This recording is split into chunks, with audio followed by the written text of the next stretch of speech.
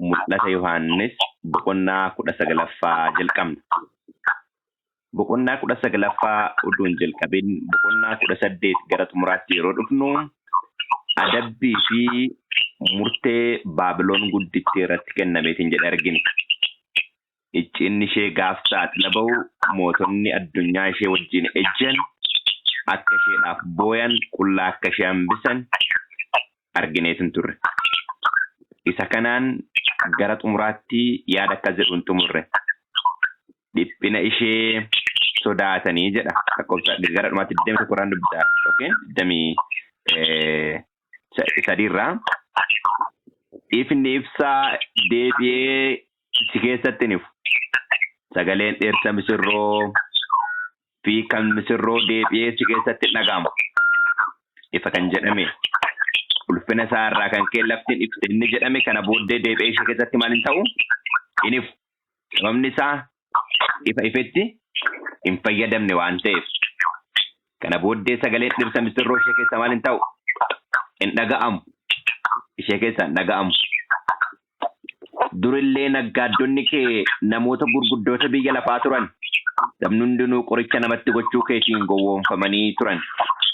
Amma immoo dhiigni raajotaa fi kan warra Waaqayyoof qulqullaa'anii kan warra lafarratti qalamanii hundinuu ishee keessatti argamuu isaatiif kun ittiin jedhame jedha. Kanaaf murteen maal ta'e jechuudha? Itti kenname gatii dhiiga qulqullootaatu maal ta'e jechuudha? Kafalame jechuudha. Baay'ee gaariidha. 19 irraa akkas jedha. Kana booddee tuuta baay'ee sagalee guddaadhaan Waaqa keessaa huursu tokko nan dhaga'e jedha.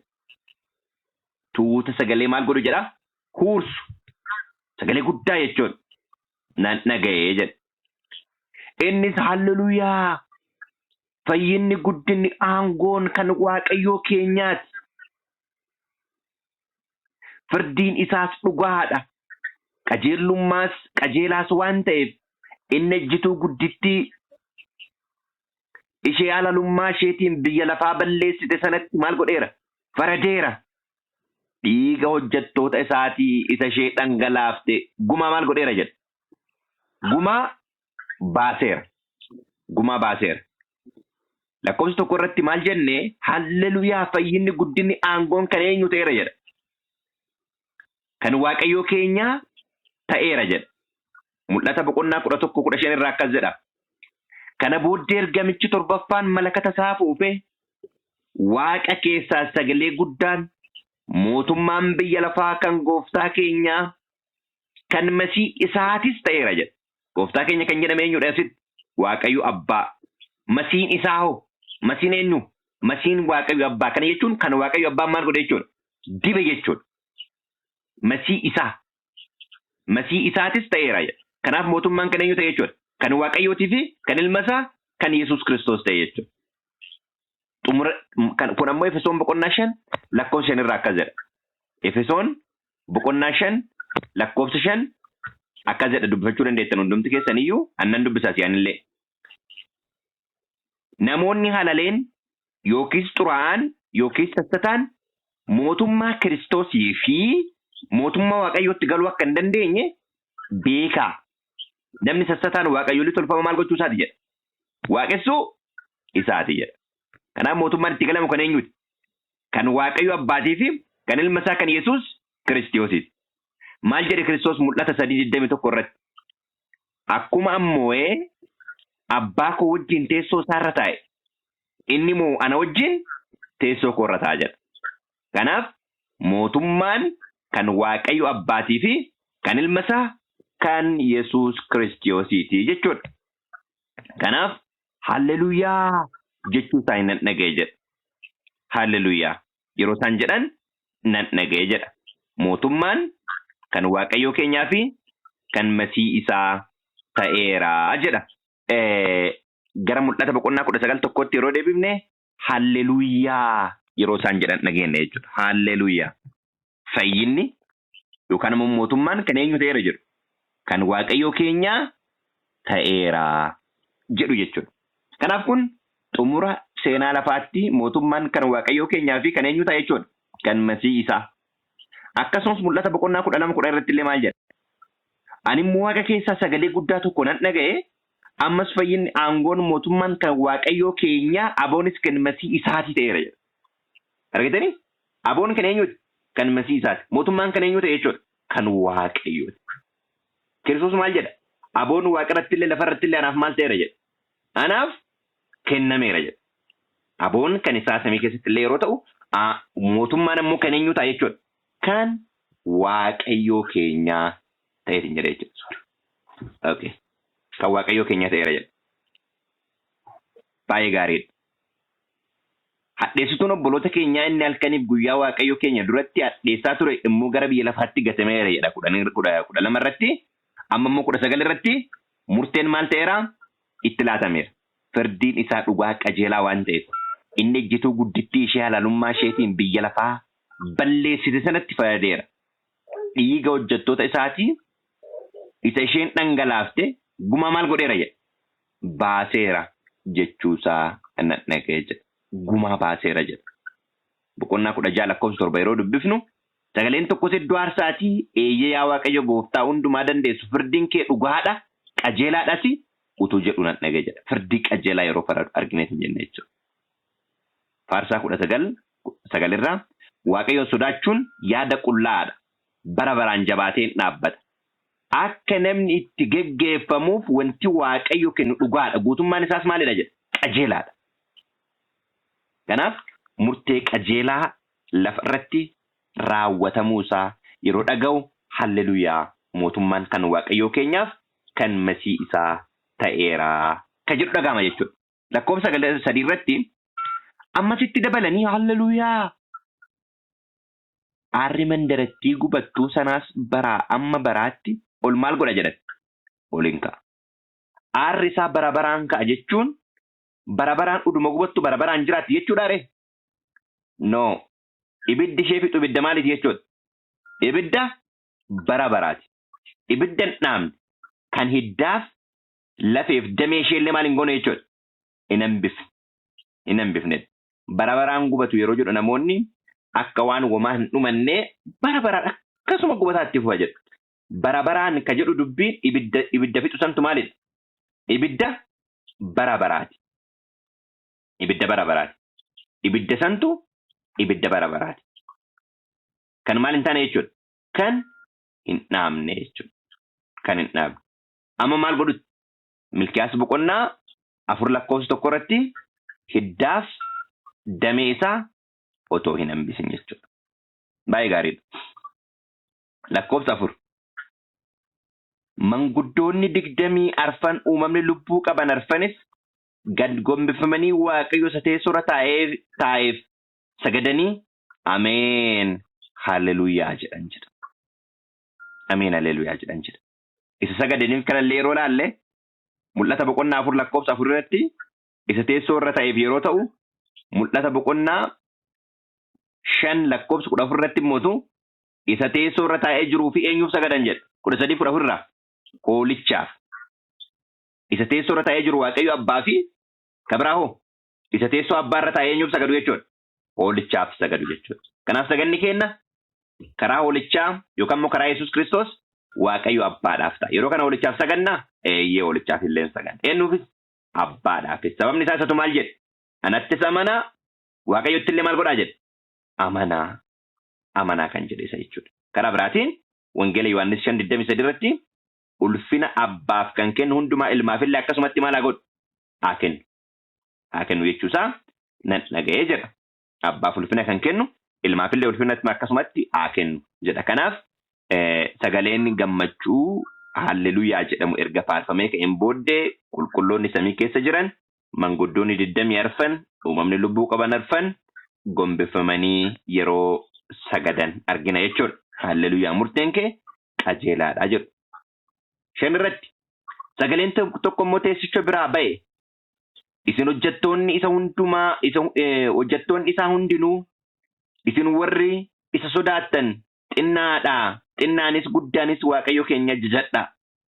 Kana booddee immoo wanta akka sagalee tuuta baay'ee kan akka huursaa bishaanii baay'ee fi guungummii qawwee humna qabeessa tokko nan dhaga'e. Innis halleluuyaa gooftaan keenya waaqayyo inni hundumaa danda'u maal godha jedha? Dhimmooya. Gooftaan keenya inni hundumaa danda'u maal godha? Immoo Macaafni qulqulluun maal jedhaa? Tokkoffaa Qorontos boqonnaa 15:27-28 yeroo dubbiftanii waan hundumaa miila Kiristoos jala galcheera yeroo jedhu abbaan ofii isaatii miila Kiristoos jala maal hin gaane jedha? Hin galle jedha. 28 irratti Kiristoos immoo waan hundumaa fuudhee miila abbaa jala galcha jedha. Kanaaf aangoon hundinuu deebi'ee Waaqayyo abbaan hundumaa irratti maal godha jechuudha? Mooyaa. Inni karaa seexanaa sirni mootummaa lammaffaa ijaaramee ture amma as takkaaf isa dhumaatti fiddisaa maal godha jechuudha? Hin bada jechuudha. Haalleluuyaa. Gooftaan waa keenya Waaqayyo inni hundumaa danda'u maal godheera? Immoo kottaan gammannaa in ililchinaas maqaa isaan guddifnaa guyyaan gaa'ela hoolichaa ga'eera misirroon isaas isaaf of qopheessiteetti jedha. Phaawulos lammaffaa Qorontos boqonnaa 11 irratti yeroo dubbatu akka dubartittii duudaatti abbaa manaa tokkoof isin maal godheera jedha. Abbaa manaa tokkoof isin maal godheera jedha obboloota koo? Isin qaadhimachiiseera jedha. Amma kaadhimni kun gara eessaatti dhufeeraadha? Mul'anni immoo kan jedhaa gara guyyaa gaa'elaatti dhufeeraadha. Seenaan lafaa xumurameeraadha. Ga'eera jedhameera. Adamni ishee ejjituutti maal ta'eera? Kennameera. Kanaaf dhirsi misirroo gaa'elli guyyaan gaa'elichaa ga'eera jedha.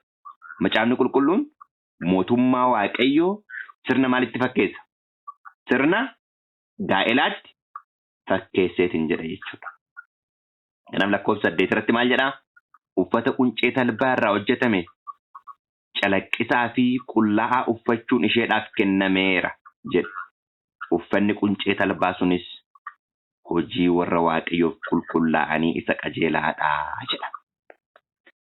Kanaaf misirroon qophoofteetti jechuun hojii qajeelaa isa warri qulqulloonni hojjetan hojjechuu qabdi jechuudha obboloota koo. Mul'ata boqonnaa 14 lakkoofsa 4 irratti warri 144 lafa hoolichi dhaqu hundumaa kan maal godhan? Kan duukaa adeeman dhugaan dhugaa sobaan soba ka jedhan. Obboloota koo karaa addaatiin sobni tokko lafaan keessatti maal kan ta'an kan hin argamne qeerrota duudaadha jedha. Inni kun hojii warra Waaqayyoof maal ta'anidha? Qulqullaa'anidha jechuudha. Qajeelummaa isaa warra shaakalanidha. Isaanis boqonnaa 61 lakkoofsa 10 irratti ani Waaqayyootti guddisee nan gammadaa, lubbuun koos Waaqayyo kootti ni ililchaa, akkuma dhirsi misirroo akka lubaatti shaashii maratu, akkuma misirroonis mi'a midhaaginaa naqattutti, akkasuma inni uffata fayyinaa anatti uffiseera. Qoloo qajeellummaatis ni maa godheera jedha? Na gonfeeraa jedha. Ni yaadattoo ta'e mul'ata boqonnaa 16 lakkoofsa 15 irratti gidduutti mootota baabiiftuuti akka dhufuuf lagni Efraaxiis gogare jedhee kan hin booddee qullaan isaa akka mul'anne uffata isaa kan eeggatu inni maal haa ta'u jedha? Haa gammadu. Sagaleen tokkos kunoo mul'ata 16-15 irratti sagaleen tokkos kunoo an akkaattuun dhuftutti nan dhufaa, namni dammaqu namni qullaa isaa adeemee saalli isaa bakkeetti akka mul'anne uffata isaa eeggatu maal haa godhu jedha? Haa gammadu. Uffanni ittiin saalli keenya akka mul'anneef ittiin eeggannu yoo jiraate qajeelummaa warra Waaqayyoof maal ta'aniiti jechuudha? Qulqullaa'anidha. Inni kunis qajeelummaa keenya duun taane kan eenyuti? Kan Yesuus Kiristoos. Kan inni nutti maal godhu jechuudha? Nutti uffisu jechuudha. Yemmus lakkoofsa 9 irratti yemmus ergamaan suni warri gara cidha gaa'ela hoolichaatti waamaman maal haa ta'an? Haa gammadan. Atis kana caafi. Itti dabalees kun dubbii Waaqayyoo isa dhugaa naan jedhe jedha. Iddoo biraatti mootummaan Waaqayyoo affeerraa yookaan gaa'ela abbaan ilma isaatiif qopheessetti fakkeeffama jedha. Namoota cidhichaaf malan waamicha isaaniif malu dhiyeessee guyyaa ciini ga'u affeerraan hundi dhiyaateera kottaatii nyaadhaa jedhaa waamaa jedhee hojjettoota isaa maal godhe? Erge. Gaafa inni ergu warroonni waamamanii inni kaan Ani haadha manaa fuudheeraa haadha naaf hin mijatu. Inni kaan sangaa bitadheeraa lafa qonnatti ilaaluu qabu. Inni kaan mata duree garaagaraa dhiyeesse. Arrallee affeerraan mootummaa Waaqayyoo dhala namaa lafarra jiru hundumaafuu godhamaa jira. Garuu namoonni mata duree garaagaraa dhiyeessaa. Inni kaan hiyyummaaf wal'aansoo qabuu qabaa. Barnoota wajjin wal'aansoo qabuu qabaa. Qaala'insa jireenyaaf fala dha'uu qabaa. Dhibee fayyuu qabaa. Haalli garaagaraa naa guutamuu qabaa. Ka jedhuudhaan ammaaf maal ta'uu hin danda'u? Dhufuu hin danda'u. Kana jalaa Waaqayyo nu haa baraaru. Itti aansee kan jiru guyyaan cidhichaa ga'eeraa. Warroonni cidha kanaaf waamaman haa gammadanii. Kun dubbii Waaqayyoo isa dhugaadha jedha obboloota ko. Gaafa warri affeeraman didan gara karaatti ba'aatii warra karaarra jiran maal godhaa jedhame sagaleen? Waamaa. Gara cidhichaatti isaan waamaa jedhame jedha obboloota ko. Carraan ammaaniif isin arganne har'a warra karaa irraa waamamanidha aniif isin. Waaqayyo nu gargaaree warra haga isaanii galees amanamaa ta'an. Garuu immoo karaa qajeelaa irra warra maal hin goone hin jirre. Garuu immoo amma isaaniif galeef isaan maalidha obboloota ko? Amanamoodha. Isaan Waaqayyo amalli isaa maal gochuu beekaa? Qajeelchee itti fayyadamuu beeka jechuudha. Kanaaf gara cidhichaatti warri waamaman warra gamaa gammadan jedha. Kun dubbii Waaqayyooti. Kanarratti lakkoofsa 10 irraa akkana jedha. Kanarratti isaaf sagaduudhaaf miila isaatti nan kufe jedha. Eenyuun? Ergamaa isa. Ergaa kana eenyutti maaruun? Yohaannisitti maaruun. Nan kufe jedha. Inni garuu kana gochuun siif hin ta'u. Ansiif obboloota kee warra isa Yesuus dhugaa ba'etti qabamaniif hidhata hojiiti jedheen. Warra isa Yesuus Kiristoos dhugaa ba'e. Mul'ata boqonnaa 1 lakkoofsa 2 irratti kan Waaqayyo dubbate isa Yesuus Kiristoos dhugaa ba'e jedha macaan qulqulluu yeroo dubbate. Kan Waaqayyo maal godhe? Dubbate. Kan Yesuus Kiristoos maal godhe? Dhugaa ba'e. Isa kanaaf ani hidhata maalidha jedha ergamaan? Hidhata hojiiti jedha. Dhugaa kana keessatti aniif isin qooda keenya baarra taanaan ergamoonni samii anaaf isiniif hidhata hojii keenyaati. Kun oduu gammachuuti. Ergama samii wajjin namni hojjetu, ergama samii wajjin namni tarkaanfatu jireenya isaa keessa mudaan takka illee wanti qunnaa hin jiru jechuudha. Kana jechuuf siif hin ta'u. Ansiif obboloota kee warra isa Yesuus dhugaa ba'eef qabamanii fi hidhata maaliiti jedha? Hidhata hojiiti. Waaqayyoof sagadinaan jedha. Innis Yesuus dhugaa ba'e immoo isa hafuurri namoota raajii dubbachiisudha jedha. Oromiffi akkasitti hiikaniiran. Oromiffi akkasitti hiikaniiran. Isuma kana hiikkaa haaraa jedhaniiti hiikkaa ammayyaawaa jedhanii amma hiikaniirantu jira macaafni qulqulluun ta'ee isa oduu qabdan ta'e namoonni baay'een illee akka bitan oduu qaba. Okay, 11 irraa 10 irraa ani isaaf sagaduudhaaf jedhee miila isaa irratti kufe. Inni garuu akkana naan jedhe naaf hin sagadin. Anis garbicha sii fi obboloota kee wajjin Yesuusiif dhugaa ba'an wajjin tajaajiluudha. Waaqayyoof sagadii. Dhuga ba'umsi Yesuusii hafuura maaliiti jedha? Hafuura raajiiti. Qajeelchanii kan irra iddoo kanatti. Baay'ee iddoo baay'ee ilaaluudhaaf yaaleera. Hiikkaa ammayyaa akka jedhan kun almost iddoo baay'eetti hiikkaa bareeda kennaniirani. Waaqayyoof sagadii. Kanaaf ergamoonni kan isaan sagadan Waaqayyoof sagadu malee ergamootaaf sagaduun maal hin godhu jechuudha? Hin barbaachisu. Hiikkaa qajeela isin jedhe keessaa fakkeenyaaf 2 Qorontos boqonnaa 3:17 irratti hiikkaan inni kun waan bira fakkeessaadha. Fakkeenyaaf hiikkaan haaraa asirratti maal jedhaa? Hiikkaa ammayyaa jedhu kun Gooftaan hafuuraa jedha. Gooftaan maalidha? Hafuura. Sababni isaa 1 Qorontos 15:45 irratti Addaamni 2 hafuura jireenya kennu waan jedhu. Iddoo hafuurri gooftichaa jiru maaltu jira jedha? Bilisummaatu jira jedha. Qajeelchi akkuma Ingiliffaatti kan hiiran hiikkaa kanarratti. Anyway waa hiikkaa kanaaf gara dhufee gara mul'ata 19 yeroo deebinu wanti samii irratti ta'eetiin jedhe affeerraan cidichaa akka ta'eeru garasitti waan akka qaban erga Yohaannisitti himee ka'een booddee Yohaannis kun oduu gammachuuti jedhee barroosiutti gaafa ka'u ergamicha isa kanatti himee immoo sagaduudhaaf miila isaa jalatti maal ta'e jedhe. Miila isaa jalatti yeroo kufu ergamaan maal jedheen anaaf hin sagadin. Isa Yesuus Kiristoos dhugaa ba'eef.